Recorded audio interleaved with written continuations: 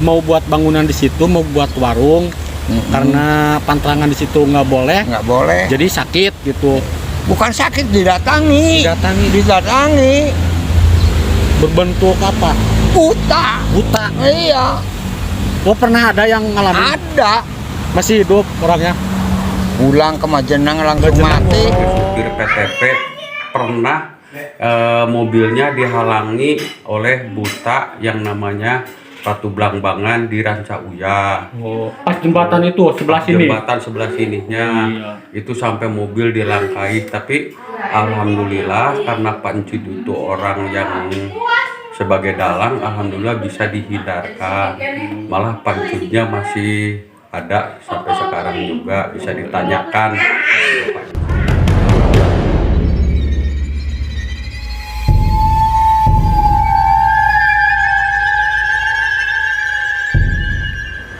Panteng pantulu ya rasamu ya rasaku rasa tunggal pada asi kersa irsun atimu lan atiku kemula jadi siji.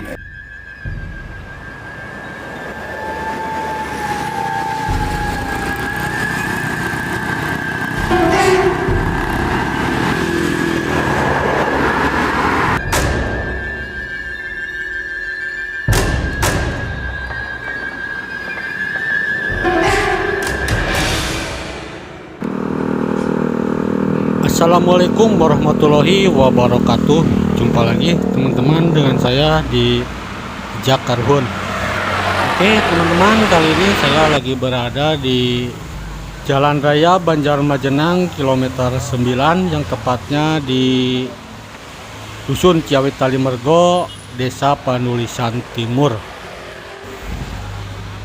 Oke teman-teman, di video kali ini saya akan cerita turun-temurun yang saya dengar dan ada pengalaman yang saya alami sejak kecil dulu ya, dimana saya akan menceritakan tempat yang sekarang dipakai menjadi pabrik PT Warung Batok Industri.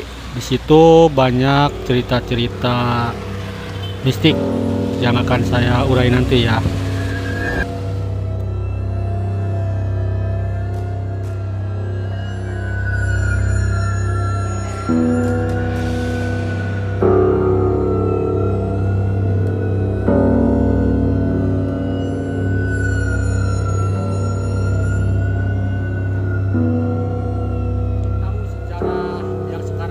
Pabrik itu dulunya apa itu di situ?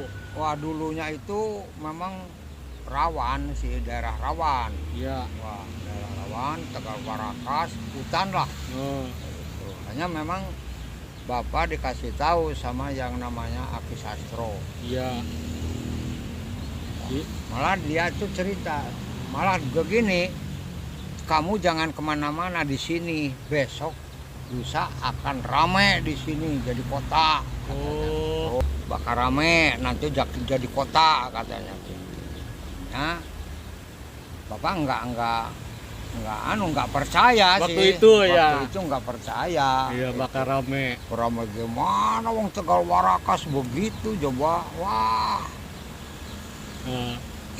Bakal rame. Ini kan Ranca Uya. Siapa orangnya yang nggak mau makan garam? Oh, filosofinya seperti itu. Iya, begitu bilangnya. Semuanya orang itu suka makan garam. Lah ini Ranca Uyah itu kan garam. Oh, gitu. Ya. Terus gimana kan gawat. Alah. Bisa diurus nanti. Tidak akan gawat.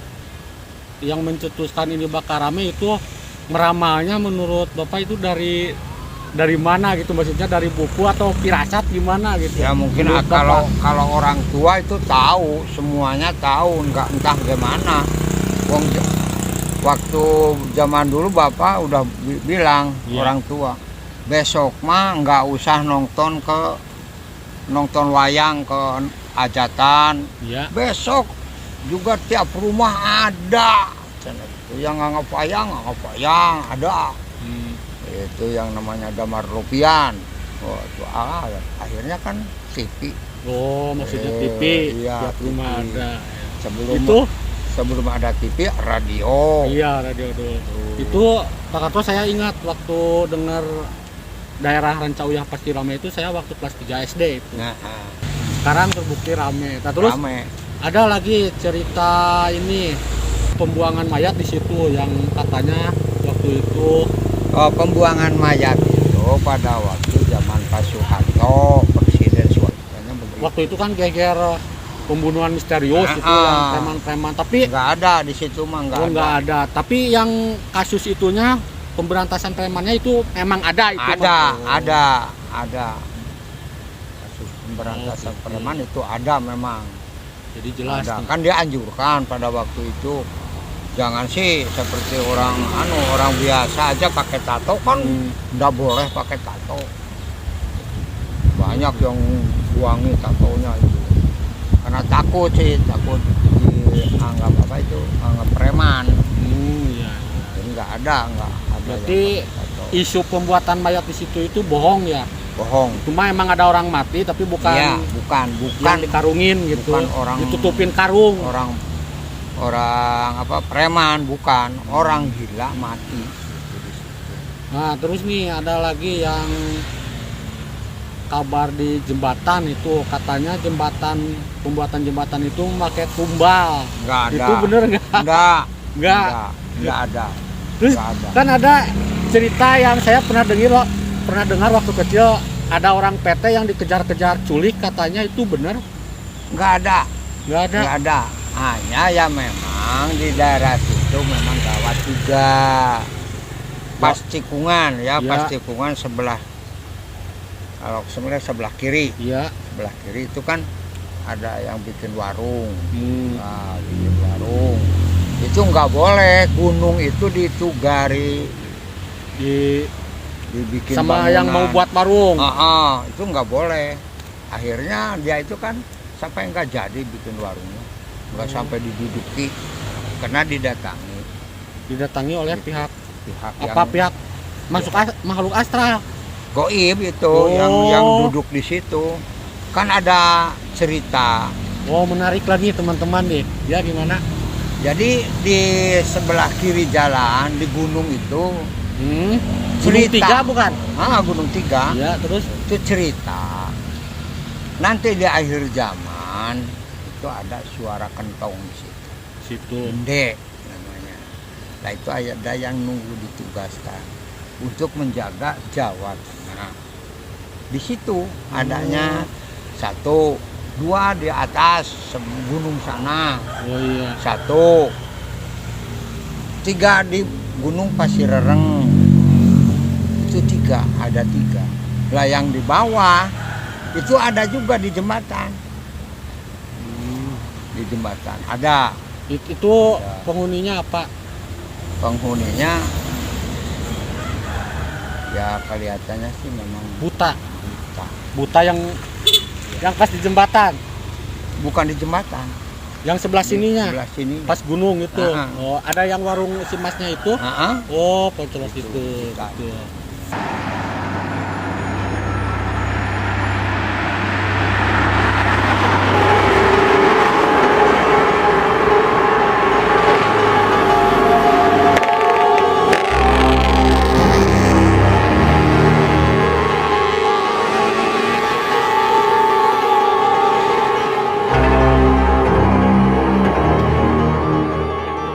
Kedengaran dari Undanga Sempuh dulu bahwa Gunung Tiga itu ada terdiri keramat Ratu Blangbangan dan Mergowati.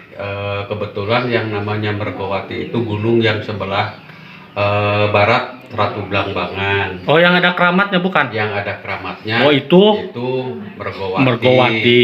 Kalau yang sebelah barat Mergowati itu adalah keramat Blangbangan.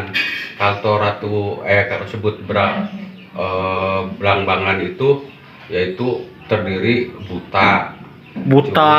Buta hijau. Ya, yang bisa juga disebut buta ijo itu Ratu Blangbangan.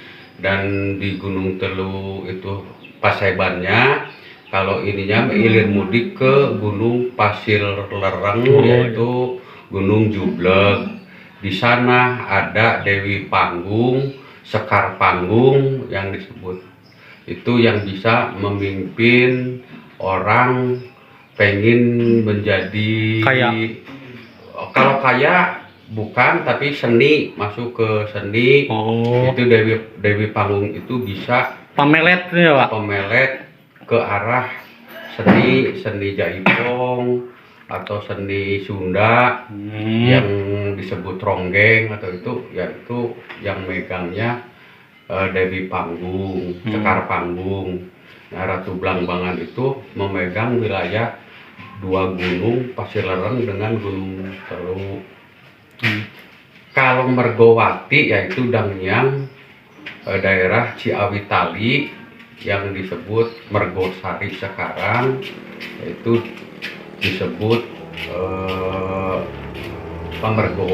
Mergosari. Di bawah Dewi Mergosari itu adalah Siluman ular bukan? Ya, Dua putri ya. itu namanya Linggamani. Namanya Bende Sakti. Yang di sana, yang di gunung ini namanya si Jaya Sakti. Jaya Sakti, Eyang Jaya Sakti. Yang di sana ada lagi, dia juga sama. Jadi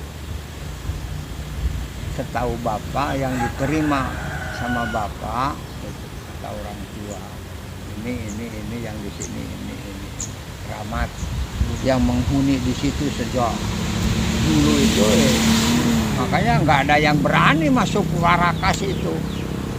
Tapi kan kalau sudah waktunya itu dikasihkan bisa jadi Ramat karena mengandung waktu. Maksudnya tempatnya gitu. Ya. Misalnya ini nggak boleh ditanamnya apa, nggak boleh dibuka. Oh kalau dulu emang ada kejadian yang nggak boleh. Gimana? Ceritakan sini. Nggak boleh, jadi kejadian ya banyak yang sakit masuk situ apa gimana gitu. Oh maksudnya mau buat bangunan di situ, mau buat warung, karena pantrangan di situ nggak boleh. Nggak boleh. Jadi sakit gitu. Bukan sakit, didatangi. Didatangi. Berbentuk apa? Buta. Iya. Oh pernah ada yang ngalamin? Ada. Masih hidup orangnya? Pulang ke Majenang langsung mati. Orangnya mati. Takut atuh. Jarinya juga segini-segini kok. Pintu juga nggak masuk. Nah, terus Pak, itu makhluk-makhluk astral itu suka menampakkan diri nggak kepada orang yang kebetulan melewat atau gimana? Itu jelas waktu tahun 74 kalau nggak salah, itu Pak Encud sebagai dalang wayang golek, itu sebagai supir PTP pernah mobilnya dihalangi oleh buta yang namanya Ratu Blangbangan di Rancauya. Oh, pas jembatan itu sebelah sini. Jembatan sebelah sininya. Iya. Itu sampai mobil dilangkai, tapi alhamdulillah karena Pak Encud itu orang yang sebagai dalang, alhamdulillah bisa dihindarkan. Malah Pak Encudnya masih ada sampai sekarang juga, bisa ditanyakan ke Pak Encud. Terus itu Pak, banyak kejadian kecelakaan kendaraan itu banyak dikait-kaitkan dengan mitos penghuni Gunung Tilu itu, apa betul itu? Itu kalau disebutkan betul juga bisa, kalau disebutkan tidak juga bisa, karena di sana itu kadang-kadang jalan menjadi dua arah. Yang sebelah mananya? Yang Linggamanik sampai Rancauya. Oh iya. Itu penampakan buta itu kalau ada yang mengusik atau suka iseng gimana gitu? Oh enggak, kalau ada yang mengganggu di tempat dia itu baru. Seperti dulu kebakaran Warung Batok ya. Iya. Itu sebelumnya itu ngasih tahu sama bapak. Itu ngasih tahu sama anak si Gojim kan kerja di sana. Kalau ada kejadian di Warung Batok kebagian di kebakaran itu ngasih tahu. Itu bapak itu. Datang. Masih pirasat atau Ya ngobrol biasa? dia anggap ngimpen ya enggak, dia anggap enggak ngimpen dong. Jadi apa itu? Jadi ada firasat itu, ada suara tanpa tanpa wujud. Itu di situ. Makanya memang ada banyak sih di situ. Masih ada sekarang juga. Sampai sekarang masih suka menampakkan gitu. Masih ada. Nggak akan pergi. Hanya karena udah waktunya itu. Waktunya digunakan oleh manusia, tanah tersebut itu bisa dibuka. Tapi hati-hati, ada yang tetap harus hati-hati. Hati-hatinya jangan seperti kita kerja di situ sembarangan, main perempuan, kalau laki-laki itu jangan. Harus fokus kerja ya kerja.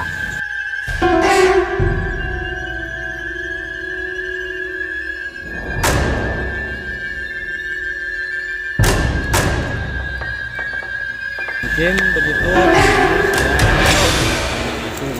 sama Bapak Kato. Kebetulan beliau mengalami masa-masa waktu masih hutan di kampung ini dan jauh ya teman-teman. Sekian video dari saya. Wassalamualaikum warahmatullahi wabarakatuh. Terima kasih Pak Karto. Yuk, nanti lagi. Ya.